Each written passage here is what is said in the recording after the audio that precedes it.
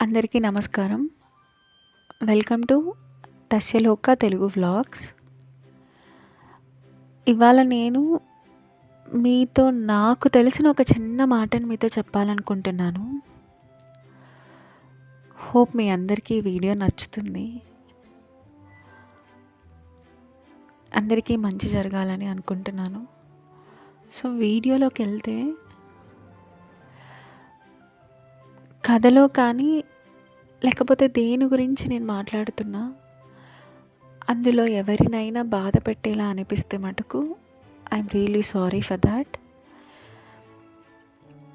ఇక నేను చెప్పాలి అనుకుంటున్న దాని గురించి మాట్లాడితే, ఎక్కడో ఒక చోట ఒక్కరికైనా నచ్చకపోతుందా అని ఒక చిన్న ప్రయత్నం చేసిందంట ఒక పక్షి. మనందరికీ బాగా తెలిసిన విషయమే. ప్రతి సంకల్పం శూన్యం నుంచే మొదలవుతుంది. అలాగే ఈ పక్షి కూడా తన ప్రయాణాన్ని ఆ శూన్యం వైపు నుంచే మొదలుపెట్టింది.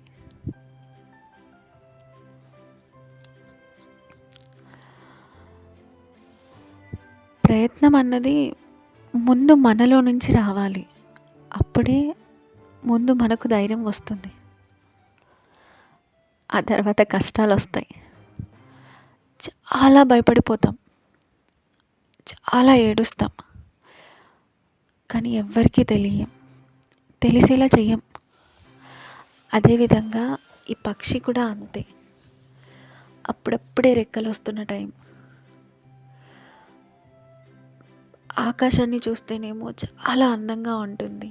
ఎప్పుడెప్పుడు ఆ పైకి ఎగరాలి అనేలాగా ఉంటుంది.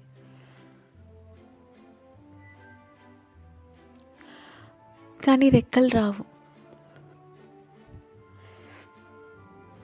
సాయం కోసం కూడా ఎదురు చూడదేమో, కానీ దానితో పాటు ఉన్న పక్షులు ఎగురుతున్నప్పుడు నేనెందుకు ఎగరట్లేదు అన్న ఆలోచనతో ముందుకు అడిగేసిందే తప్ప, వాళ్ళు ఎగురుతున్నారు, నేను ఎగరలేకపోతున్నాను అన్న ఆలోచన కాదు. అదేవిధంగా ఏ విషయమైనా సరే, ఎక్కడ మొదలుపెట్టినా మనం ఫస్ట్ ఏమీ తెలియని స్టేజ్ నుంచే, శూన్యంలో నుంచే మనం మొదలు పెడతాం. ఎన్నో చూస్తాము, ఎన్నో మాటలు వింటూ ఉంటాము, చాలా భయపడిపోతూ ఉంటాము. ఆ భయాన్ని కానీ బాధని కానీ ఈ పక్షిలాగే మనం ఎక్కడా చూపించమన్నమాట. అది ఎందుకో తెలుసా? ఈ పక్షి నేను ఎక్కడ భయపడితే నన్ను ఇంకా భయపెట్టేలా మాటలు వినాల్సి వస్తుందేమో అని, ఒకరి ముందు నేను చులకన అవ్వకూడదు అన్న విషయం కూడా అది సెకండరీ. మనకి మనం ఇంకా ధైర్యంగా ముందుకు అడుగు వేయాలి అని ఒక చిన్న ప్రయత్నం చేస్తుందన్నమాట. అలా ఒక్కసారిగా ప్రయత్నం చేస్తూ చేస్తూ చేస్తూ ఆకాశాన్ని అంటుకుంటుంది. ఆకాశంలో ఎగిరిపోతుంది.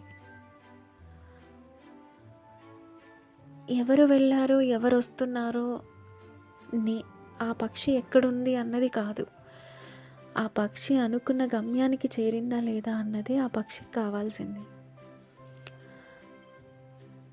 అదేవిధంగా మనకు కూడా మన ముందు 10 మంది ఉండొచ్చు, కానీ వాళ్ళల్లో ఒక్కరైనా మన కోసం మేము ఉన్నాము అని చెప్పేవాళ్ళు చాలా తక్కువ. ఆ తక్కువలో ఫ్యామిలీ మెంబర్స్ అవ్వచ్చు, అమ్మ నాన్న, లేదా తమ్ముడు, లేదా అక్క, లేదా అన్నయ్య, ఎవరైనా అవ్వచ్చు. వాళ్ళొక్కరి కోసమైనా వీళ్ళందరినీ పక్కన పెట్టేసి, మాటలన్నీ పక్కన పెట్టి, ఆ పక్షిలాగే మనం కూడా ట్రై చేస్తే ఖచ్చితంగా ఒక్కసారిగా నదీ స్నానం చేసి వస్తే ఎంత పవిత్రంగా ఉంటామో, అలాగే వీటన్నిటినీ దాటుకుని వస్తే అప్పుడు మన ప్రయత్నానికి మనమే ఒక విలువను సాధించిన వాళ్ళం అవుతాం.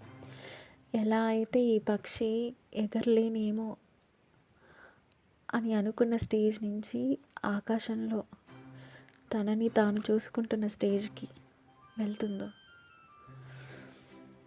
ఏ ప్రయత్నం వృధా అవ్వదు.